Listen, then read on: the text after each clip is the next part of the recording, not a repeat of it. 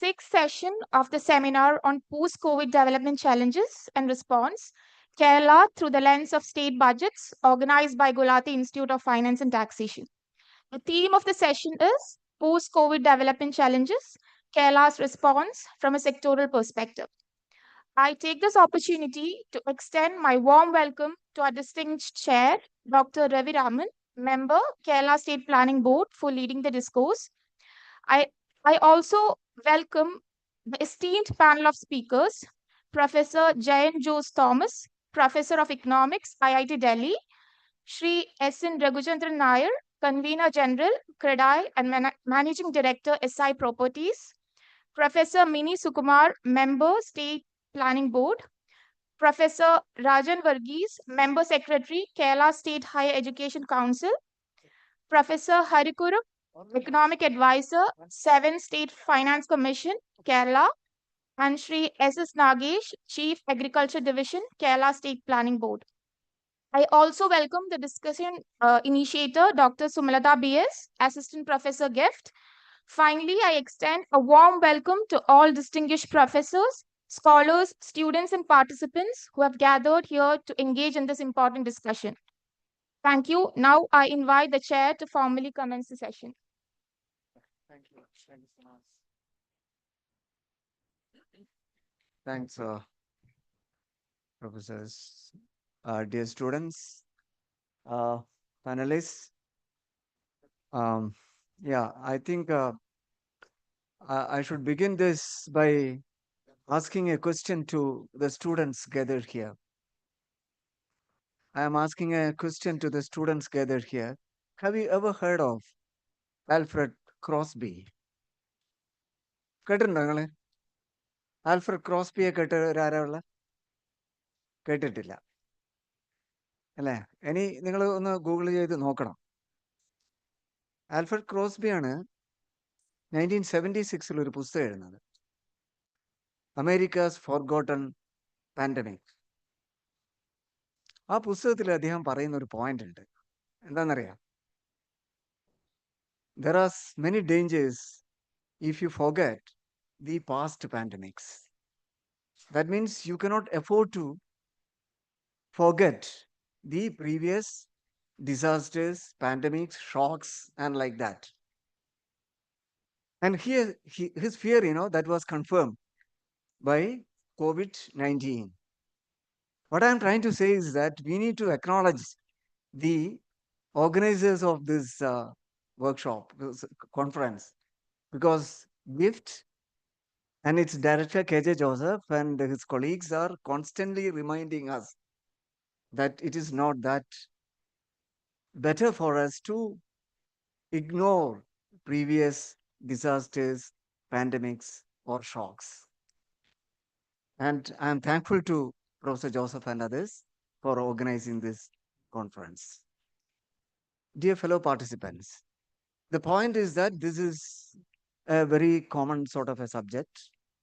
And we all know that there were all kinds of disruptions taking place, disruptions in the supply chain, contraction in the economy. We all know that there was a big contraction globally taking place in those years. During COVID, it was about, the contraction was about 2.1%. And if you look at the Indian economic contraction, it was about 7%. And so, the contraction and disruption that is taking place throughout the world, not even a single advanced country was immune to such shocks and disasters, particularly the COVID. So the question that we need to raise in this context is that in what way that the various governments responded to this. And that's why that yesterday you are in a position to hear in terms of the aggregates, the totality of the picture. But now we got a chance to disaggregate this. You need to know what exactly happened across sectors, and in what way each and every sector responded to this, and what sort of implications were there. So the thing is that, sorry. So what I'm trying to say is that we have wonderful panelists here. I think I may get time to speak more at the end of the session. I don't go for such details because I am told by organizers that we don't have much time left. So the thing is that we have speakers, six speakers we have. We have Professor Jan Jos Thomas here. I mean, you must be quite familiar with that name, and he writes quite frequently in both Economic and Political Weekly and also in newspapers, and particularly in internationally uh, top ranking journals. And I'm sure that he will be speaking on with a focus on industries and labor and that sort of issues. We have S.N. Raghujandran Nair here, who is a convener general of CREDAI and also the managing director of SI Properties. I mean, we work closely together in the sense that he is always representing the business part of the economy. So we used to make a whole lot of interactions with Raghujandran Nair, and I'm sure that he will have many things to exchange with us. We have Mini Sukumar. She's coming. She's on her way from the State Planning Board, and I'm sure she will be speaking on women and child, the other kind of welfare activities, and like that. And we have Professor Hari Kurup here, Professor Rajan Varghese. He's the Member Secretary of Higher Education Kerala. He was also the PVC of MG University, and I'm sure that he will speak more on what is called the higher education in Kerala during those years and also in the post-COVID years, during those days and in the post-COVID years. Then we have Professor Hari Kurup, who is a specialist on health, particularly with a focus on privatization of health and in such a context in what way that a state like Kerala responded to the health concerns of Malayalis. And then we have S.S. Nagesh, who is my colleague in the planning board. He is the chief agriculture division, Kerala. And the thing is this that each of the speakers will speak for about 10 minutes. I mean, we are very strict in uh, keeping that time schedule because we can't go beyond that. And once the presentations are over, we will have one or two discussants, Sumalata and Sneha. And after those presentations, we'll keep it open for public discussion. And if time permits, I'll make a couple of concluding remarks. May I invite Professor Jane Jos Thomas? Yeah.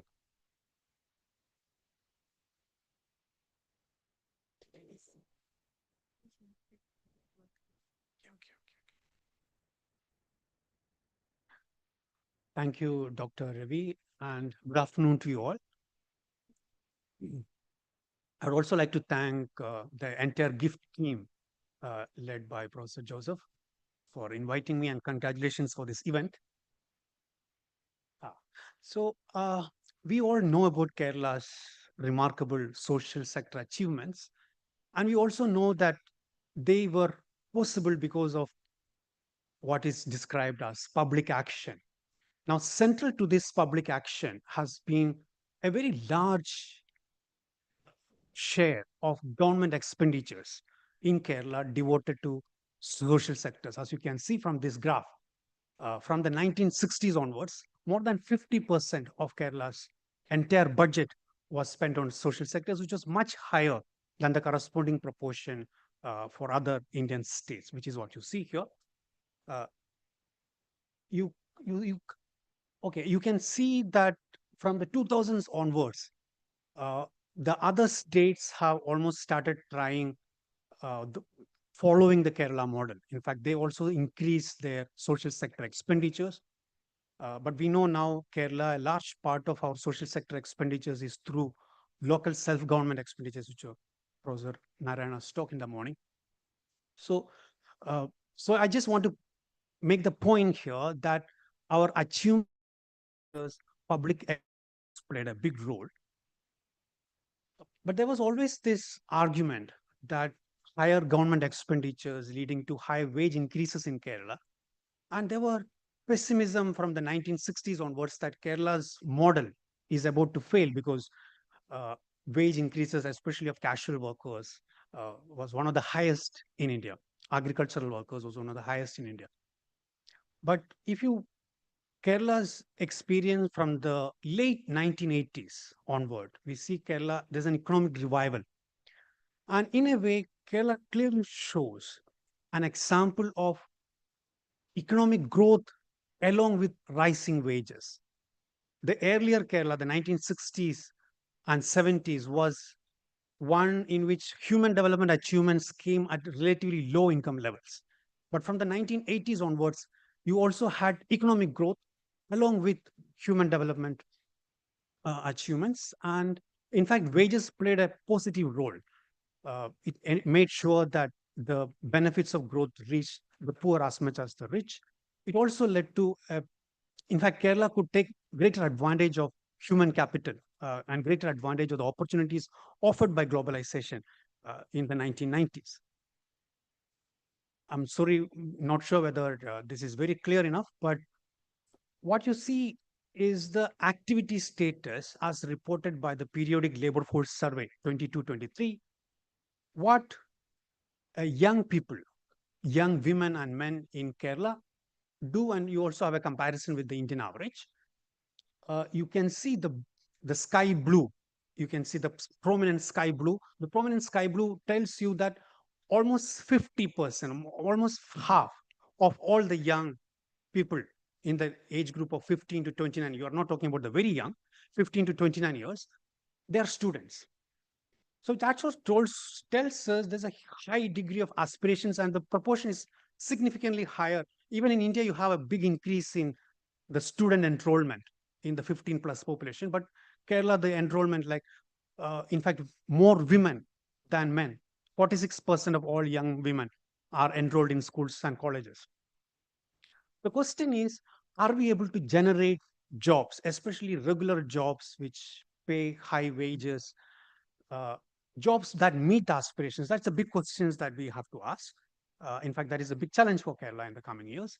And we know that this is also a time of there are other challenges, especially a demographic challenge. Demographic challenge was the minister was telling us about it, and you can see here the 15 to 59 population. You can see from 2011 onwards, there's no increase in the working age population. And if you look at the 15 to 29, you actually see a decline. And this is a time when you have, which clearly shows that Kerala doesn't have any advantages in labor intensive industries or even land intensive industries. You have much bigger workforce in other states. In fact, what we have now is a kind of a mismatch in the labor market. Much of the existing industries are in Kerala are highly labor intensive, and some of them are traditional, and many of them depend on migrant workers. At the same time, the young, we saw a very high aspirations. The young migrate to the rest of the world. I'm again not so sure. What I said earlier is what this table shows you. This is a table based on annual survey of industries, and it kind of shows three time points: 2011, 2016, and 2022. Kerala's factory sector. What you see here is, on the one side, a continuing dominance of the traditional industries. 17% of the factory employment is still cashew, but of course, there's a big, decline, unexpected decline in those employment as well. But there is a silver lining, which is new industries are coming up. New industries, electronics, pharmaceuticals, medical and dental supplies. There was discussions yesterday. So new industries are coming up, but we need many more of those industries. In fact, what you again not so clear perhaps, but the top brown is high value services. So the share in GDP and employment of high value services. And again, you can see a large part of employment in Kerala, even of women, are in high value services, which include education, health, finance. Uh, but that is the future. In fact, we need many more of those kind of high value services creating employment. Uh, we must note that if you look at the young uh, women in Kerala, in India there is a phenomenon of women withdrawing from the labor force and reporting their status as attending domestic duties. So among the young women, there is a much lower proportion of that. In fact, it again shows an very high proportion of young women, women in Kerala working in health education. In fact, more women than men in Kerala in health education and other sectors. So this is the future, but what can we do to achieve that future? Uh, so clearly, key strengths in knowledge. So my point is, we need to expand these knowledge industries, high value industries, where the young can be employed. We saw very large proportion of young with high education, high skills. We have all the advantages, the social sector, the skilled workers, the fact that knowledge economic activities can be across the Kerala, and that is going to be a very important challenge. Typically, these are activities which get concentrated in some big cities like Hyderabad or Bangalore. The challenge for Kerala is how we can spread it across the state. And I would end by saying that higher education is going to be very key, critical. Investment in higher education research is going to be very critical, requires more resources. So we started by saying public expenditures. We end by saying that the next transformation in Kerala also requires a lot of public expenditures, a lot of government expenditures. But that is where we know GIFT is working on that. That's a big question. Uh, you can, I mean, just if you just look at these three columns, the blue is states resources, the red is transfers from the central government, and the yellow is borrowings. I would end by saying perhaps what we need is more borrowings. In the reason is Kerala is a state which require a lot of investments, as we have just now said. Kerala is also a state which has a lot of savings, and that is very clear. If you travel across the state, you see all houses, uh, luxury cars. All these are clearly signs of savings, which is moving into areas. The challenge for us, the challenge for GIFT, is to how to channel these savings, channels this saving into government, how to channel these savings into productive investments for the state. I'll end this with this. Thank you so much. I hope I'm on time. Oh, that's great, Jan. Thank you so much. And may I invite Mr. Kuchandra Nair, please?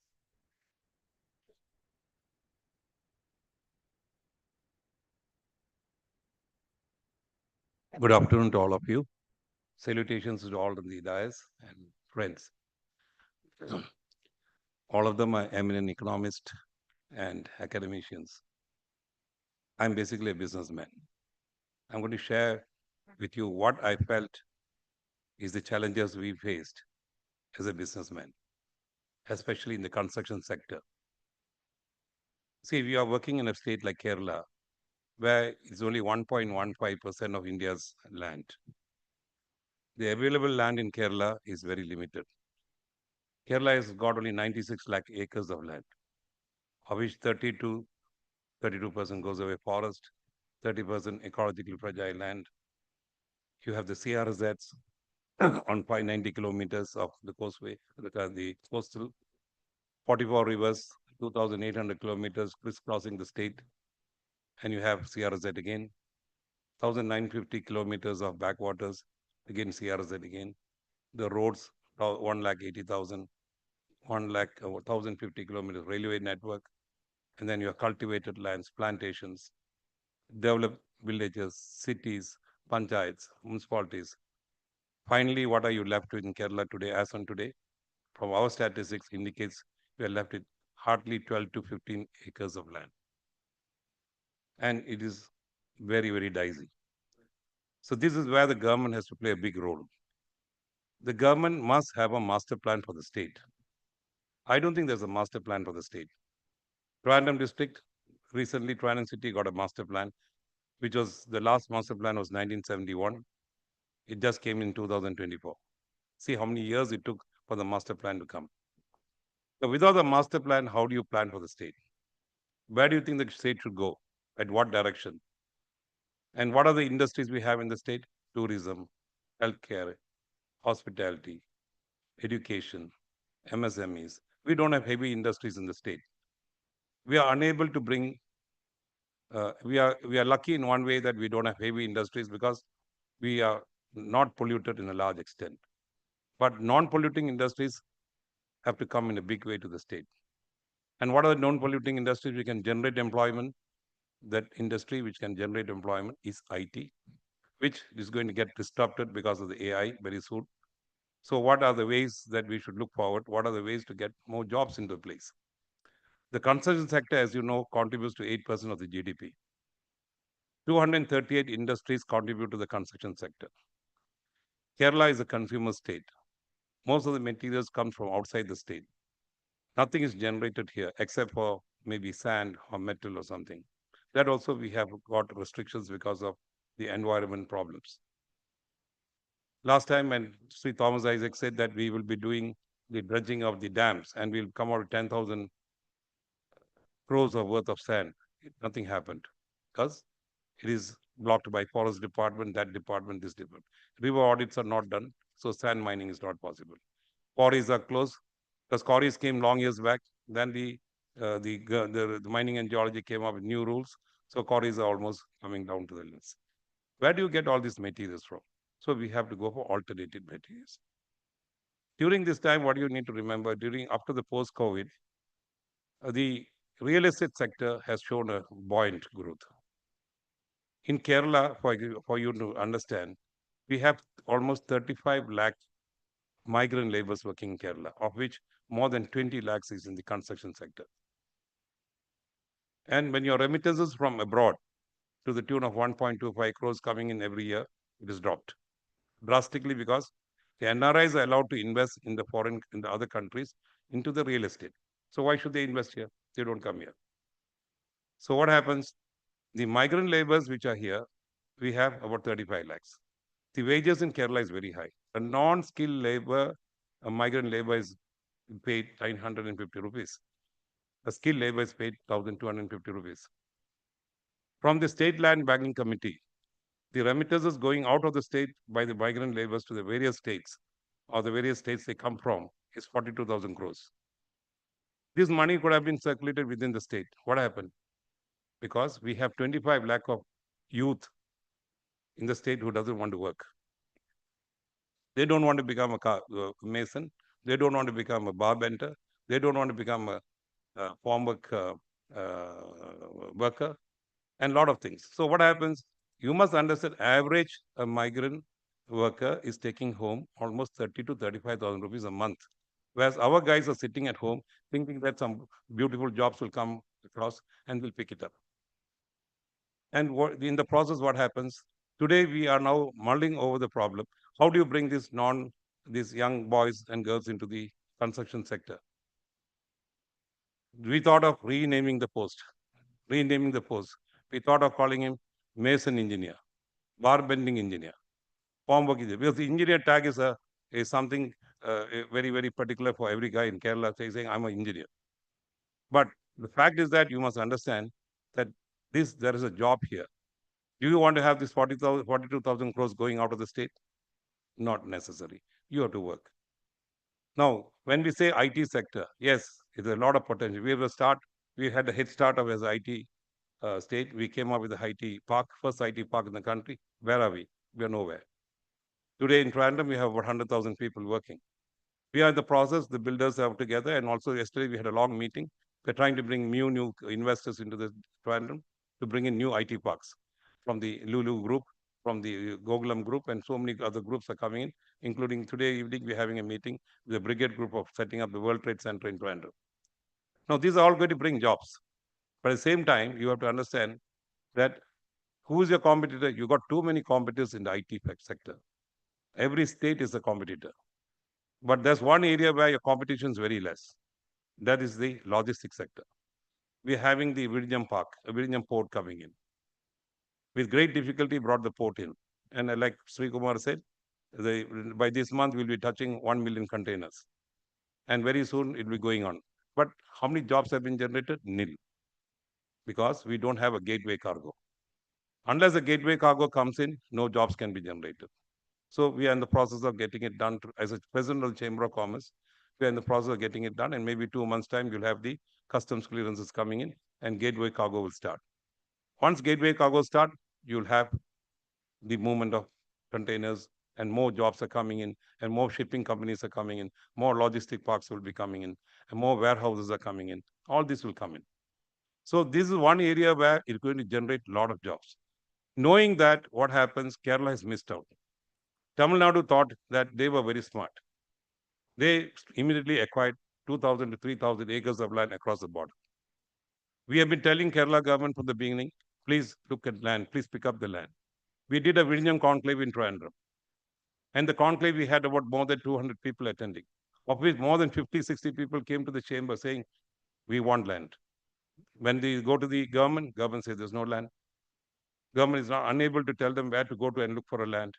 And they have said, you go to Palghat or you go to Kochi or go to that place. When the port is here, why should he go to Palghat? He should be here. So in the process, we as a Chamber of Commerce release an ad, or maybe I won't say an ad, a press release saying those who own properties more than 50 cents of land and above within 15 kilometers radius of the port, please respond. Yesterday we closed it. Today we have got more than 600 acres of land in our list. There's a land bank in our office. So what you need to understand is that don't expect the government to do all this work. You have to work. And only when we work, you get business. Government's job is only to regulate and felicitate. Government should get out of the business of trying to do business. And this is where government fails. Government should give us the infrastructure for that. We will work towards it. Second thing, government should also know one more thing. Why can't you do a joint venture with Tamil Nadu, with SIPCOT? The SIPCOT is the company which was the government arm of Tamil Nadu picking up properties there. Why not Kinfra and SIPCOT come together and jointly promote a project across the border, 2,000, 3,000 crores? Yesterday, a Korean company has set up 1,700 crores of business, leather business, yesterday in Thoothukudi, looking at Vizhinjam Port. Do you want to miss it? There's something which you all have to think. So what I'm saying, we always have a habit of doing the flyover. The approach road will never be done.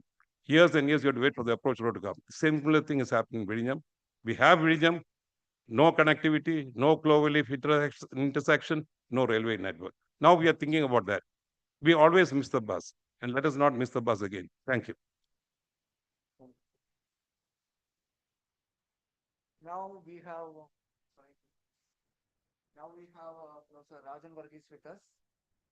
We are lucky to have Rajan Varghese here because, I mean, he was the PGC of MG University, and at the moment he is the member secretary of higher education.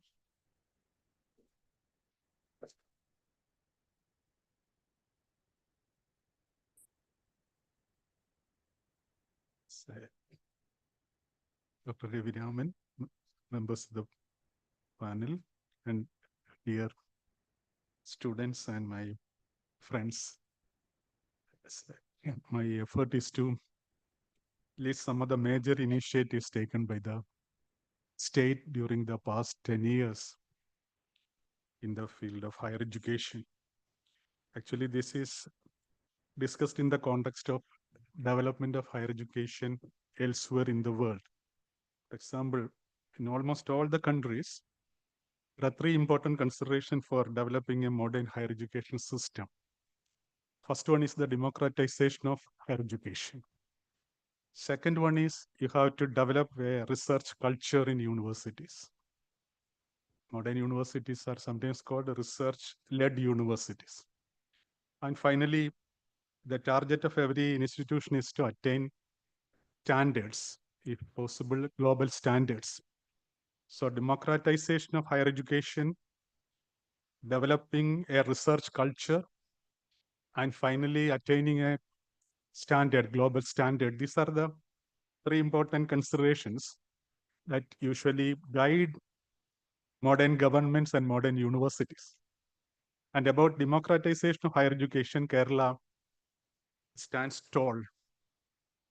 Because there are several reports. If you want to initiate economic development in a successful manner, you have to ensure at least 25 to 30% of GER. Only such countries can successfully launch a faster rate of economic development. This is testified by the economic history of the present developed countries. For example, you have a direct relationship between Human Development Index and the GER. higher the GER, greater will be the human development. The best example is the Nordic countries, where the GER in the relevant age group 18 to 23 is in the vicinity of 80%. In several developed countries, in the United States of America, it is in the vicinity of 82%. So those countries which are high on the Human Development Index are actually countries which have invested heavily, both public and private sector, on higher education, ensuring a gross enrollment ratio of, say, 80%, etc., in developed countries. And the average in OECD countries, it is 58%. So in the less developed countries, it is around 18 and 20, 22%. In India, the statistics is usually taken by the Ministry of Education, All India Higher Education Survey. It's still going on, and they have not published the data for the last 2 years. They have started the survey for the next year. And as per the available statistics, the GR in India is only 27.3%, which means that nearly 70% of our youth in the so-called knowledge economy is outside the purview of higher education. But there are states where the higher education GER is in the vicinity of 50%. Even in our neighboring state of Tamil Nadu, thanks to the expansion of the self-financing sector, especially in the professional area, they have a GER of 47, 48%. In the smaller states like Sikkim or Delhi or Chandigarh, it exceeds 50%. When GER exceeds 50%, we call it as massification of higher education. So, and coming to the state of Kerala, it is higher than the national average. Our GR is 41.3%, which means that 41.3% of our youth in the relevant age group 18 to 23, they are fortunate to enter the portals of higher education. So this is actually taken as a crude index of massification of democratization of higher education, mainly because of several public investment, social provisioning, and other activities taken by the government. And also, we are working in close coordination with private sector, because higher education in Kerala, education in general, is actually an activity carried out both by the public and the private sectors. But we have large number of public funded higher education institutions which are ensured the mobility of different sections of society, which is reflected in this favorable statistics on, say, GER. And Kerala's effort is still continuing in that area. And of late, there are certain trends which may result in a downward revision of our GER. If the latest figures are coming out, there may be some fall in the GER because of several factors, not only higher education factors, there are social factors, there are demographic factors, and mainly because of the mobility of our youth, say, carried out by the social development and employment opportunities elsewhere in the world. So the students are today, they can be called part of a global community. They are looking for employment. So we call it as anywhere, anytime education. So this has actually fueled or created a new situation in which there may be some decline in the coming years on our GER. And the second thing is about the research-led. I had told about research-led universities. Modern universities are known for the research. Of course, they have teaching, learning. But modern universities, they produce the technology. They are the areas, they are the laboratories where modern technology is developed by researchers, by professors, by students. And Kerala is also taking several steps in this regard also. Actually, in the budget 21-22, 30 centers of excellence were declared by the government of Kerala. And 30 crores was promised for each centers. And it was actually a KIFBI funded project. And our universities and professors were not well versed in the art of meeting the requirements of KIFBI. So they have to develop new technology because their standards are different. And the first announcement came for the Cochin University of Science and Technology. they announced a 242 crore project laboratory for Cochin University, which is yet to be completed because of several factors. So government has taken a decision to establish centers of excellence. So they are actually independent centers. And the best example is that of the center in Pune. In Pune University, you have the Astrophysics Center. It is in the Pune University campus, but it's an autonomous institution. So university can take academic advantage of those institutions. That model is actually replicated in the state, and the government of Kerala has actually sanctioned 6 centers of excellence worth 30 crores each. They are the Center of Excellence in Ayurvedic Research in Iriti, Kannur. You have the Center of Excellence for Mathematics, Kozhikode. You have the Center of Excellence in Thanu Padmanabhan Center for Excellence in Astronomy and Astrophysics. In Cochin University, you have Center of Excellence in Neurodegeneration and Brain Health. In Wayanad, you have the Veterinary University. There is another Center of Excellence, Human Wildlife Interface and Zoonotic Disease. Then in MG University, you have the Center of Excellence in Nanoscience and Nanotechnology. These are centers that have already started by the government. In addition to that, in the last year, the government of Kerala, under the Department of Higher Education, it actually declared the starting of 7 centers of excellence based on the report of the commission. Government of Kerala appointed 3 commissions in 21. So one for reforming higher education, second was for reforming the university laws, and the third one was for examination reforms. And the first commission was headed by Professor Shyam Menon at the Ambedkar University, and they proposed 10 centers of excellence. Out of those 10 centers of excellence, 7 centers have started working. They are the Center of Excellence for Teaching and Learning. Second one is Kerala Institute for Science, Technology and Innovation. Third one is Kerala Institute for Advanced Studies.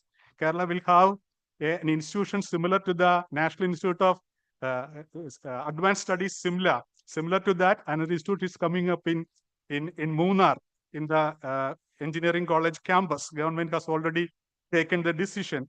And the fourth one is Kerala Network for Research Support in Higher Education. It has several sub-centers. It includes a center for mathematics and also a center at the Government Women's College, Thiruvananthapuram. In the House Center for Indigenous Peoples Education, it is given to University of Calicut. And the sixth one is Kerala Institute for Gender Equality. It is stationed in Sri Shankaracharya University, Kaladi. And the seventh one is Kerala Language Network. It is also given to the Malayalam University. So government has taken conscious effort in developing centers of excellence, especially research in our universities, and also colleges are participating in a big way. In addition to that, government has declared the a postdoctoral program called the Seaman PDF, Chief Minister's Navakerala Postdoctoral Fellowship. It is one of the prestigious scholarship in postdoc fellowship in the country. Government so far, in spite of financial difficulties, disbursed 21 crores of rupees to 175 scholars in 5 knowledge domain. And the major theme that is taken by the researchers is the Rebuild Kerala theme. And there was the third list is the fourth list is also in the pipeline. Government will declare that. And I have to conclude. I have a lot of other initiatives taken by the government, and if there is a chance for interaction, I will explain some of this. And about global standards, our universities are repositioned. They are in the national ranking framework. They are in the list of colleges accredited at the NAC at the highest level. And preparing this institution for national level ranking and accreditation, we have developed the state level institutions like Kerala State Assessment and Accreditation Center called the SAC. And we have also our own ranking framework, Kerala Institutional Ranking Framework, which include state-specific criteria of evaluation of institutions. Our effort is to prepare our colleges and universities to go in for national level and global accreditation. So these are some of the initiatives taken by the government during the recent years. Thank you. Thank you so much. Now, may I invite Professor Harikuru, who is an expert on health issues. He's also an advisor to the State Finance Commission. Thanks.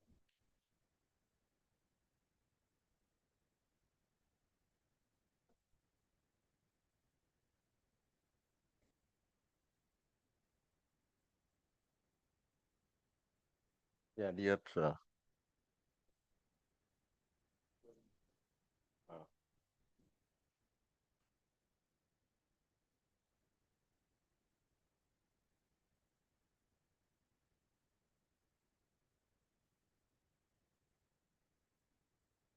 yeah. Okay. Okay. Thank you. Okay, dear. Sir, I won't take much time. See, the area is like what are the, I mean, regarding health. See, when I thought about this topic, when you talk about health, the health sector, uh, how things happened or how what achievements you have made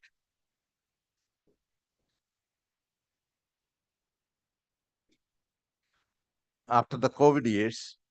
Uh, One thing to note that in any analysis of health, in its outcomes, one possibility is that you can look at the input variables. I mean, not the output side of it, outcome variables of it. Outcome variables are unlike in other sectors.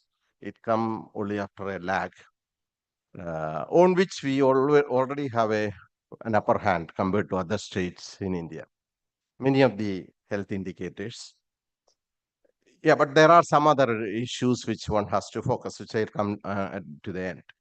And on the input variables, yeah, what I thought is basically not the manpower thing, but on the expenditure side, what happened really after the post-COVID years, how did our expenditure patterns evolve?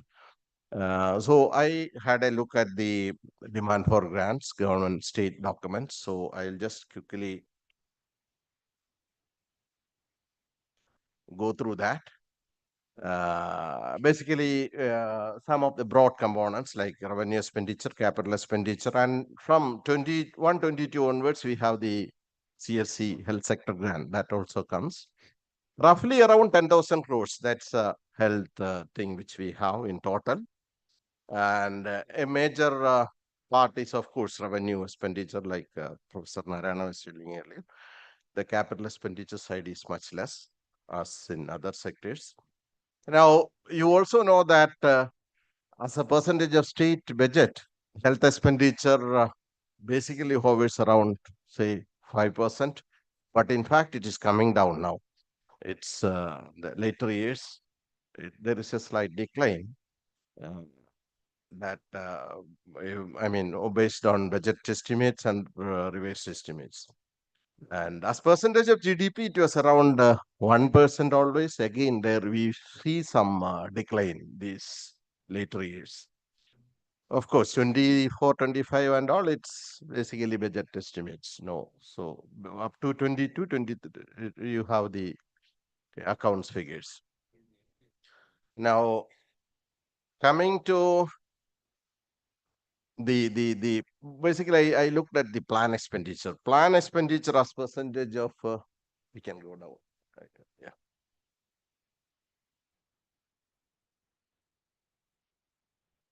Yeah. Yeah. On that, uh, the total plan expenditure, in fact, as a percentage of state budget has increased. But then why that increase came is from 21, 22 onwards. Uh, I have added the health grants, CSC health grant to the revenue account. That's why it's in the devolution thing. So the plan expenditure side has slightly increased, but that's even otherwise it's there.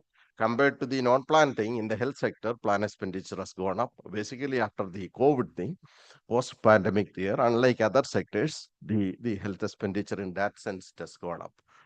Now, the non-plan side, it's coming down. Yeah, both the revenue and capital.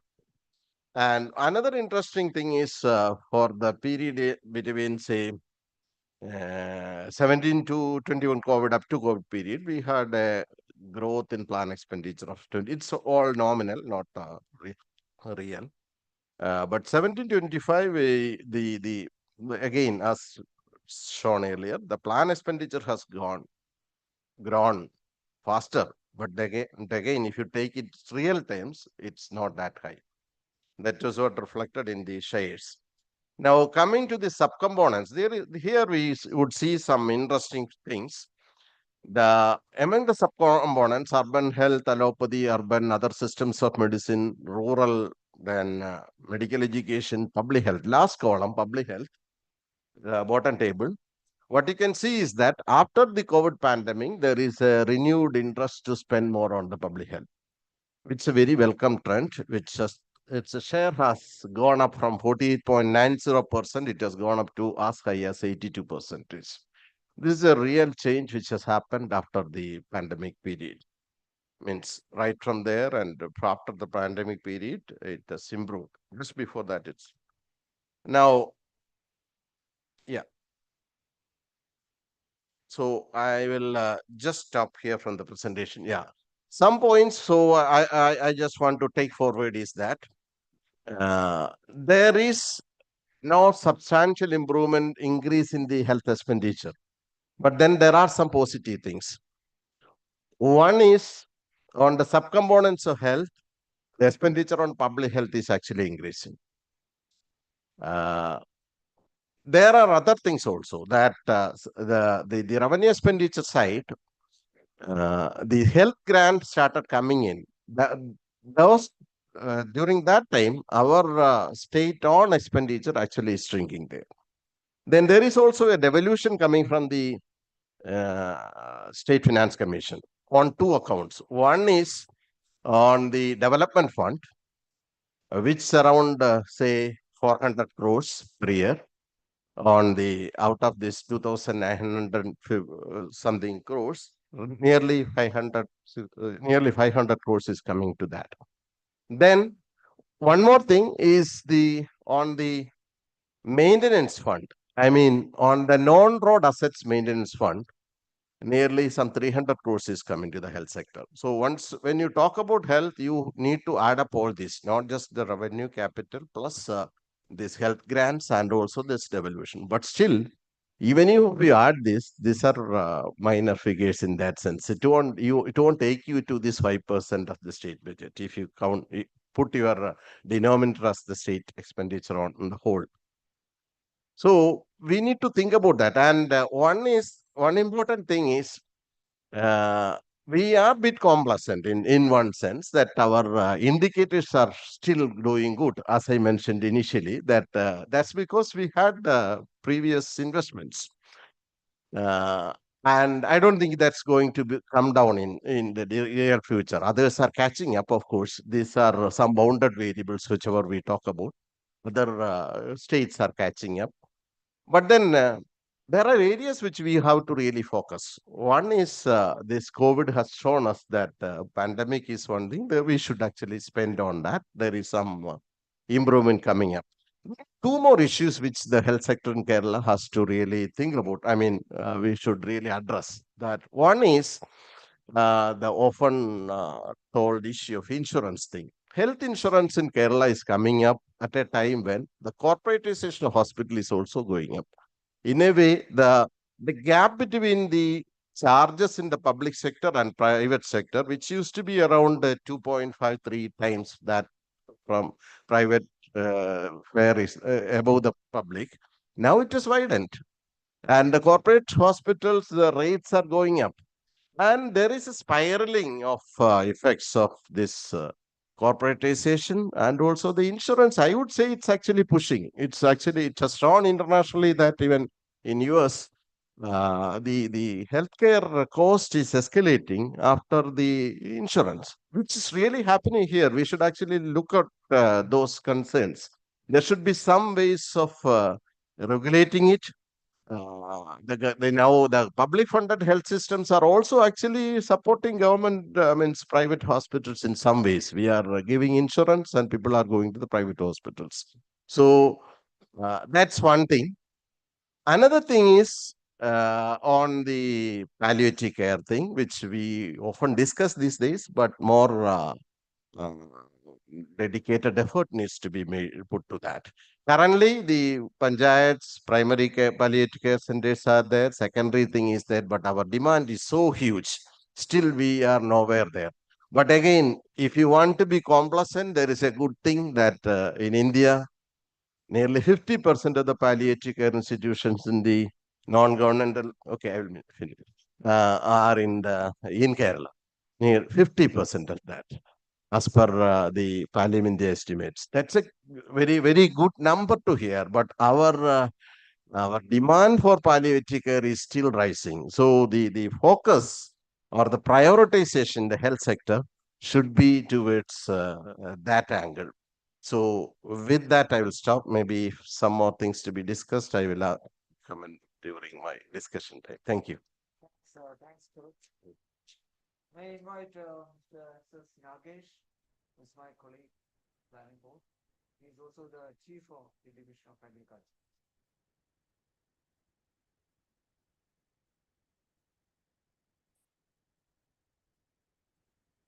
Thank you, Professor Joseph and Dr. Ravi, and also the panelists who are here. I'll confine myself only to agriculture and allied sectors because that is the area where I am dealing. Broadly, we can state that there has been a positive trend in food production in the state's own food production. I never ventured to make a statement that Kerala can produce all the food that is required for the population. We can never do that. But in the post-COVID scenario, there has been an increasing trend in the food production. So I will place before you three data. The first is the value of output, 11-12 base prices. It has increased in agriculture, livestock, fishery, forestry, and fishing taken together. It has increased from 56,865 to 51,524 crore to 56,865 crore. So there is an increasing trend in value of output taken together. When we come to agriculture, it has increased. Agriculture per se, that crop production and allied activities, it has increased from 26,398 crore to 30,345 crore. This is the second data point. The third, I'm taking one of the allied sectors because this is one sector where there has been a phenomenal change in the value of output, that is fisheries. It has increased from 4,594 crore to 7,279 crore. So these 3 points taken together, it shows that there has been an increase in the agriculture activity and agriculture output in the state. These are taking 2 points, sir. 2021 and 24. 3 years, sir. 3 years. Because COVID, I was asked to talk about COVID period, post-COVID. So this is the data that I have. The rest is about what I want to tell is about the efforts taken by the state and the state players and the private sector. Why I am focusing on private sector is because there is an increased private sector activity in the post-COVID period. I'll tell you how. So there is an increase in the area of vegetables. Now it has increased around 25 to 30%. This is what agriculture department data shows. But I know that most of the production that is happening in the homesteads cannot be captured in its totality. Intensive cultivation is taking place, particularly in the post-COVID period. In those vegetables, wherein the consumption is more. This trend, uh, this trend has come because of the involvement of certain players like farmer collectives. So there are 5 points that five trends that I would like to place before you. The first is the state started working in the sector on a completely new template, that is the farm plan based development in 2022. We started looking at the farm. What is happening inside the farm? Who are the major players? And we focused on the plan program of farm plan based development in 2022, and it is still continuing. The Department of Agriculture has accepted the idea of the State Planning Board, and the farm plan based development has created at least 20,000, I can say, model farms in the state. So this is one change that has happened in the post COVID scenario in the planning process. Then we accepted the need to go beyond production in agriculture to value addition, beyond marketing. Till COVID, we were focusing only on production, to a greater extent on production. We were not focusing on value addition sector because it is not in agriculture, it is in the industry. The industry has to take care of value addition. Now you can see the Kera project has come. The Kera project is working on the entire supply chain, or I can say in the entire value chain, from farm to fork and beyond. Because in the post-COVID scenario, we have understood that this is the only way to increase the farmer's income. If you stop at production, there will be a 30% loss. This is a universally accepted principle that 30% loss is there in agriculture, fruits and vegetables. We have charted out ways to make use of this 30% loss, which we were incurring earlier in the, we were facing earlier in the agriculture sector, and we have started focusing on value addition. The third, we started looking beyond subsidies.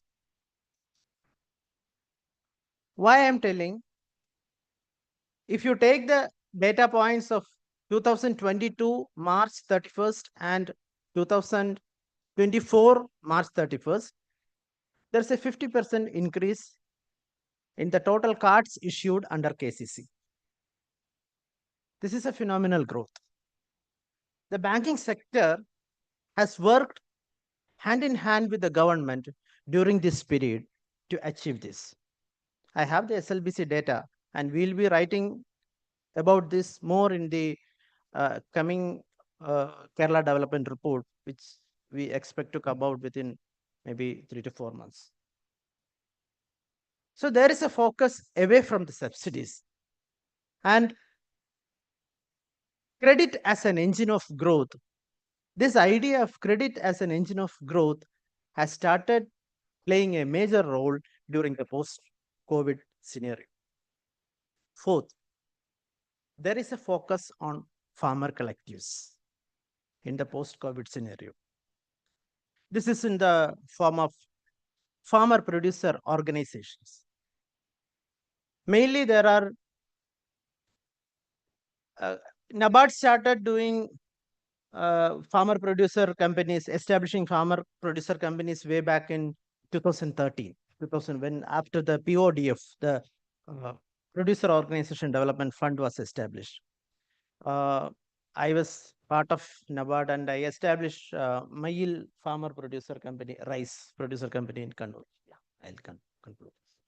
So after that, in 22, if you take the data, SFAC, then this farm plan development scheme of the state government, then cooperatives came up with at least 100 new farmer producer societies and various NGOs. And there is a collective action in agriculture, especially in production and value addition. They didn't restrict themselves only to production. They worked throughout the value chain. They still continue to work, and this is bringing a phenomenal change in the agriculture sector. The cooperative sector intervention, the cooperative initiative on technology driven agriculture, flagship scheme that came up in 2020 to 23 after the COVID, which was aimed at bringing the primary agriculture cooperative societies through technology driven agriculture. There has to be a technology if they have to utilize that fund. And at least 20 model projects have come up. So I'll conclude by saying that there's a clear direction towards agribusiness from the subsistence agriculture after COVID-19. Thank you. I'm not sure whether Mini Sukumar is still with us online. No. Okay, so may I invite Sumalada, please, discussant of this session.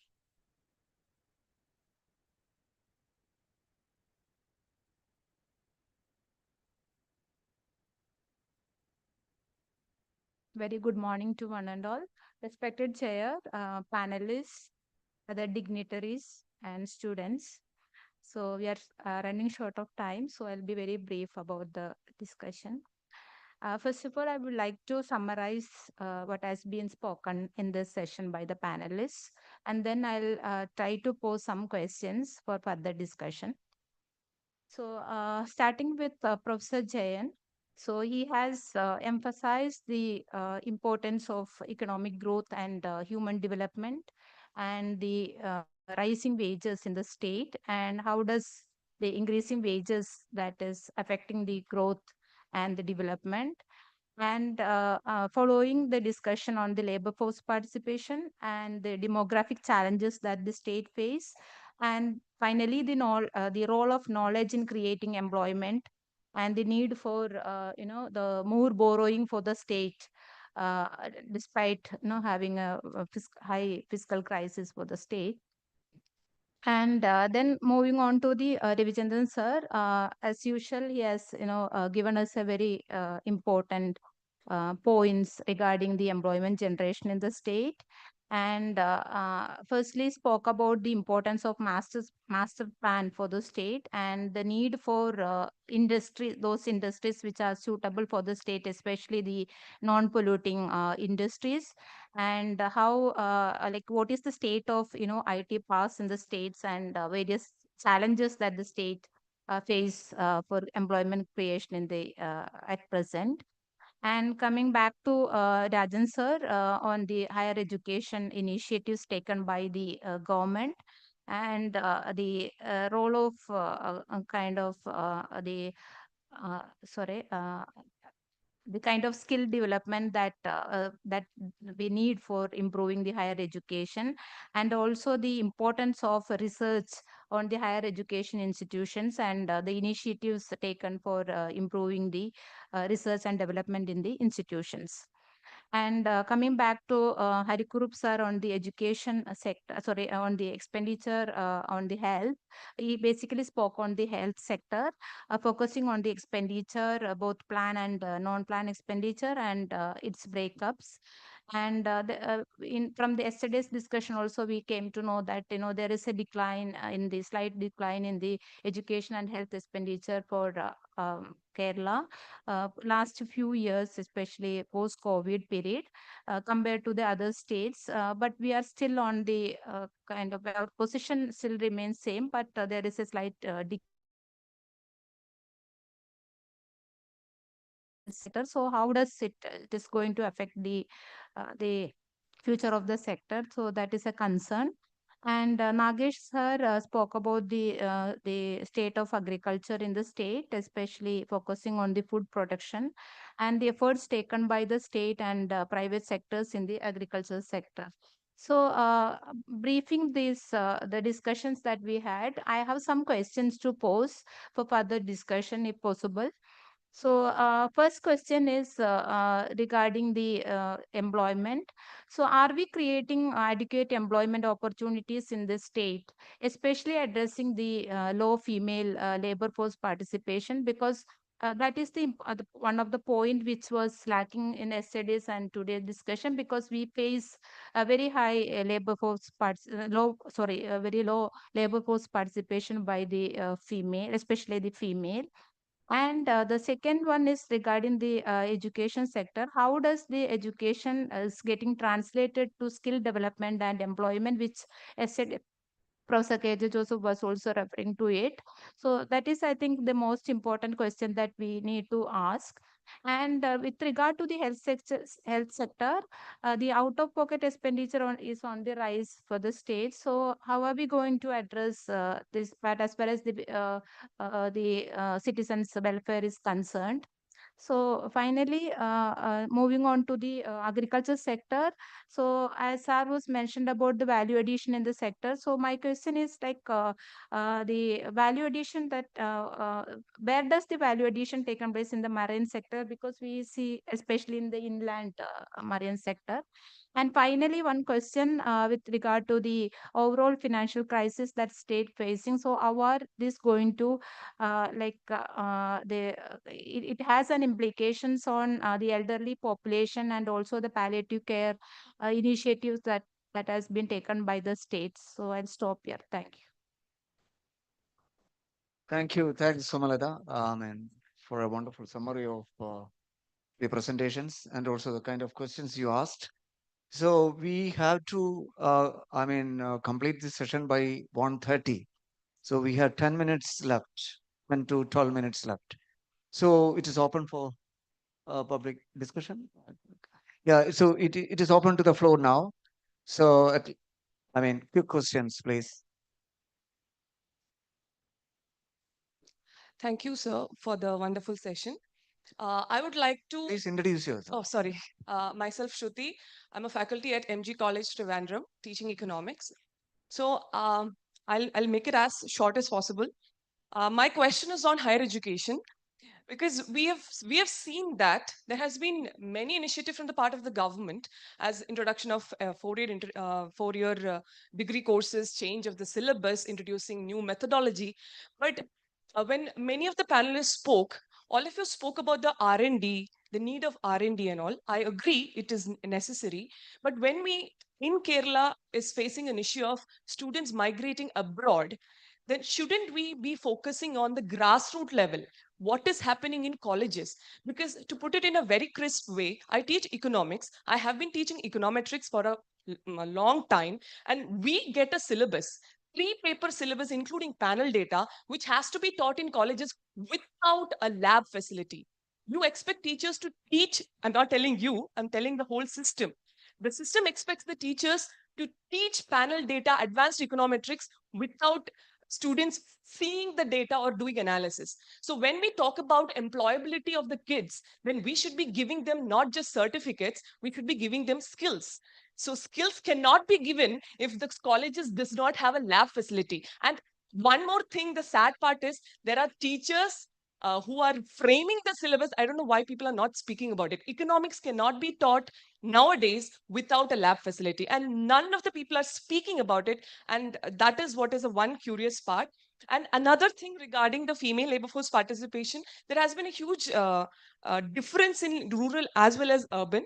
And now when we talk about aspirations, as you rightly pointed out, there is a huge drift in the thinking of uh, young women in Kerala because they chose to be unmarried because of this. So, what implication this can happen on the demographic dividend in Kerala in future? Yeah, please be brief. Thank you. Thank you so much. Yeah. Yeah.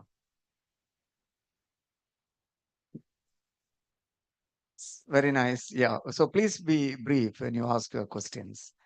You can also see clarifications, but please be brief.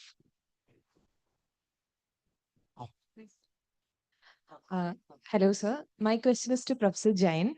So you mentioned about the high valued services and 20% of the workforce is employed in such services. So in your analysis, how are you characterizing this high valued services in terms of what, I mean, just in base of value addition? So also in how do you think in the Kerala's roadmap, how can Kerala accommodate this workforce on the basis of this high, medium or low valued services? How should the state go about it, especially in current situations of higher education and employment of Kerala? Thank you.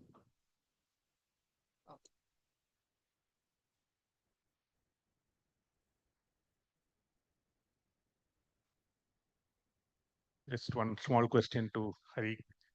Uh, are we following up and probably investigating and having an intelligence on what is happening with the private sector, which is a massive sector in Kerala, at least a large part of it. I mean, in fact, all the ministers are all going to private sectors mostly. So in that case, no, private sectors are being massively taken over by huge investment companies from the US and many other places, including Blackstone. And in fact, yesterday we heard Jyotilal almost talk about BlackRock or Blackstone and engaging. I don't even know how state is able to engage with them because that's a huge takeover. KIMS have been taken over, all the care hospitals have been taken over. Now, what is the implication of that, especially with the sort of clandestine network between insurance companies, all these private, labs and players, etc. The small clinics and hospital associations, of which I have some friends, have already come and said that 600 small clinics and hospitals have shut down in Kerala. All the small places where we used to go, all shut down in Kerala. So there is a huge implication that's happening. That's one question. And one short question to Nagesh. Uh, there is this whole problem of climate impact in the agriculture sector. I know Kerala is handling it in a different way, but climate resilience. No, yeah, it's not the real part of it. I don't see that the real part of it. The real part of it is building resilience in the farming systems itself. Now, what is being done about it? One issue, and what's being done about the human-animal conflict, which is a massive impact on the plantation and the forest bordering sectors in Kerala as far as agriculture is concerned.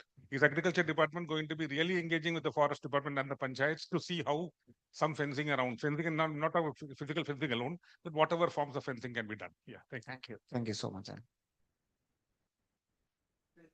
Yeah. Oh, I see. Okay. This last. Yeah. Yeah. Yeah. Thank you 1:30 for we the are going to stop. Yeah. Thank you for the enlightening discussions. I would like to pose one question regarding the higher education, which Dr. Shruti has put it in a wonderful way. Some question related to that.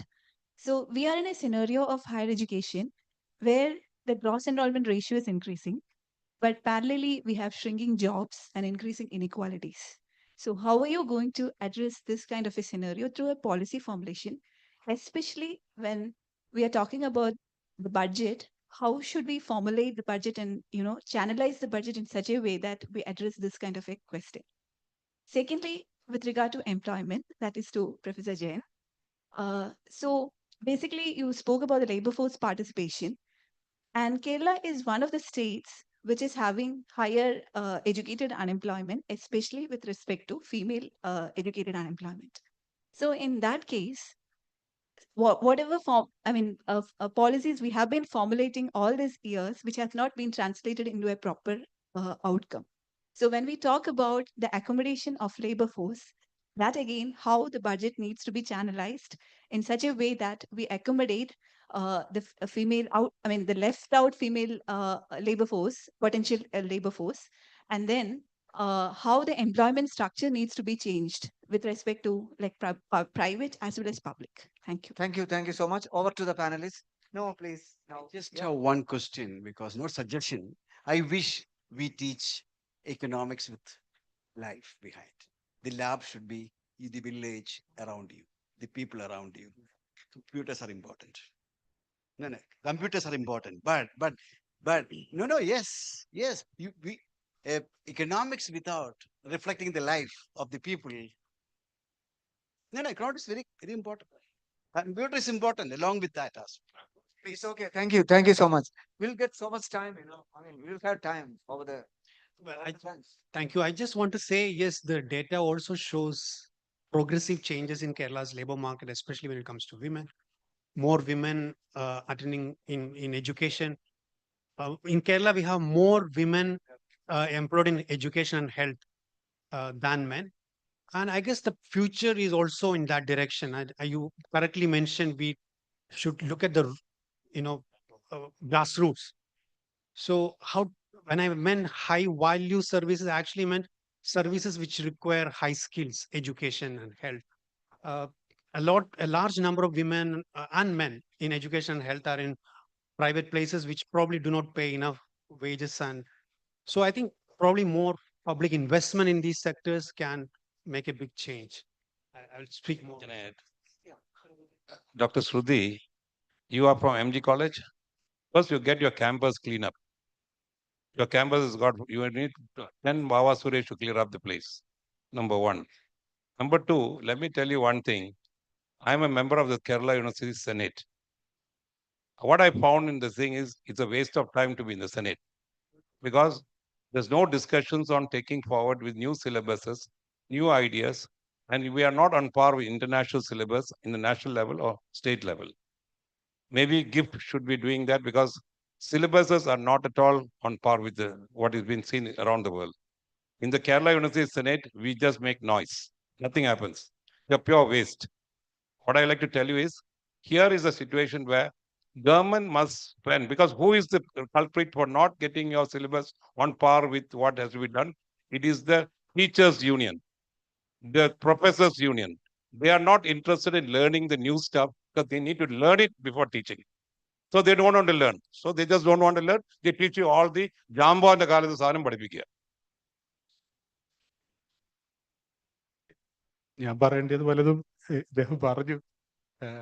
നമ്മുടെ ഈ എക്കണോമെട്രിക്സിന്റെ class എടുക്കാൻ വലിയ ലാബും വലിയ കാര്യമൊന്നല്ല, software അതിന്റെ ഒരു computer ലാബിന്റെ കാര്യമുള്ളൂ. ഇപ്പം ഗവൺമെന്റ് ആരംഭിച്ചിട്ടുള്ള Kerala network for research support, actually it's a collective of all institutions. നമ്മുടെ ഗവൺമെന്റ് വിമൻസ് കോളേജ് അതിനകത്ത് പാർട്ടിസിപ്പേറ്റ് ചെയ്യുന്നുണ്ട്, മറ്റു കോളേജുകൾക്കും അതിനകത്ത് പാർട്ടിസിപ്പേറ്റ് ചെയ്യാം.